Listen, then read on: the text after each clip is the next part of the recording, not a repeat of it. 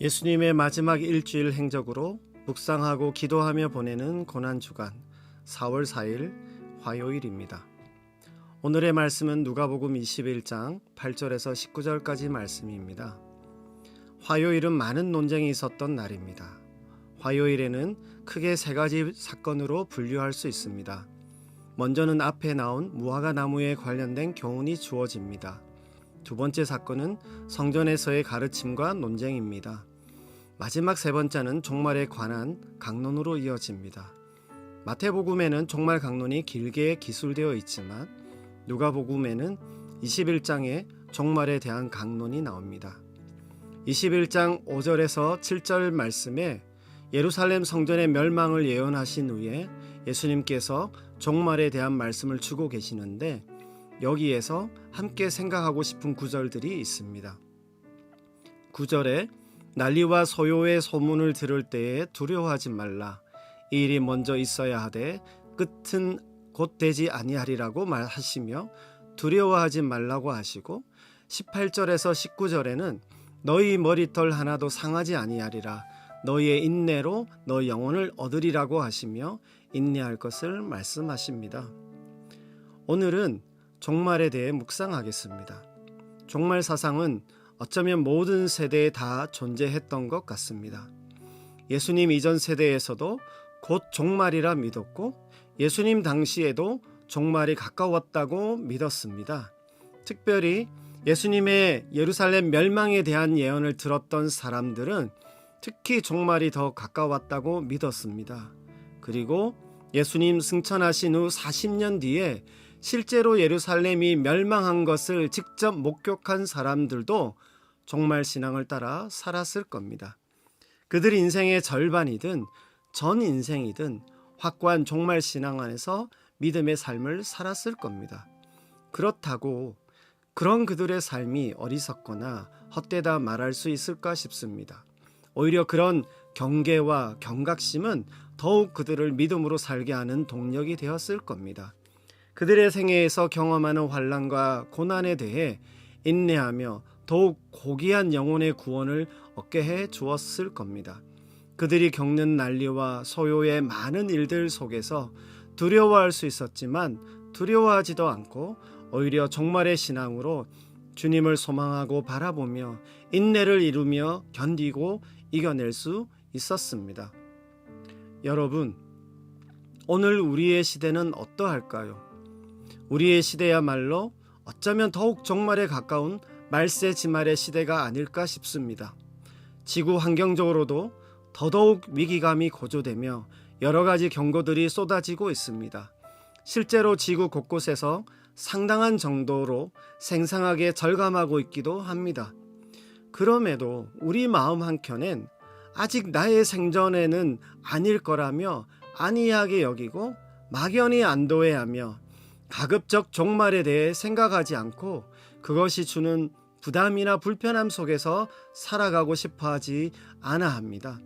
분명 우리에게 몇 달이나 1년 정도의 시간이 있는 것은 아닐 것이기에 긴박한 부담과 긴장감을 가지고 사는 것은 유익하거나 지혜롭지 않습니다.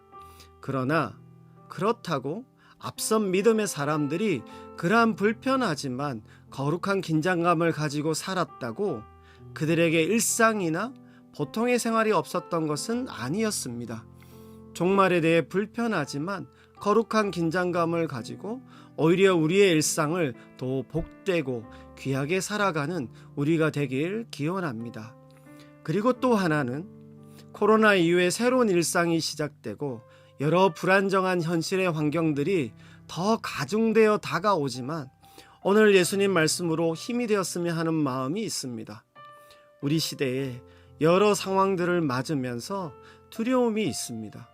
우리의 환경과 상황은 이전과 다르고 더한 소식들과 소문들이 들려옵니다. 급변하는 기후변화의 위기 속에서 국제적인 정세나 국내의 정치 사회적인 혼란함과 극렬함이 더욱 우리에게 불안하게 다가오고 있는 현실입니다. 말 그대로 누구에게 무슨 일이 생길지 모르는 불확실성의 시대를 맞이하고 있는 듯합니다. 삶에 대한 의욕이나 기대가 줄어들면서 미래에 대한 희망과 소망도 쪼그라들고 있는 것도 사실입니다. 우리 시대를 파고드는 두려움과 불안정감은 더욱 우리를 강하게 옥죄어오고 있습니다. 그러나 지금 우리의 시대에도 예수님은 동일하게 말씀하신다고 믿습니다. 두려워하지 말라고 하십니다. 머리털 하나도 상하지 않게 하실 것이라 하십니다. 저는 이 말씀을 말세 지말 같은 이 종말의 때를 살아가는 우리들에게도 동일한 심정으로 주시는 주님의 마음과 말씀으로 받아들이자고 말씀드리고 싶습니다. 그리고 우리는 인내함으로 우리의 구원을 이룰 수 있어야 하겠습니다. 왜냐하면 예수님께서 바로 이러한 우리를 도우시기 위해, 우리의 힘이 되시기 위해 십자가를 지시고 우리를 구원해 주셨기 때문입니다.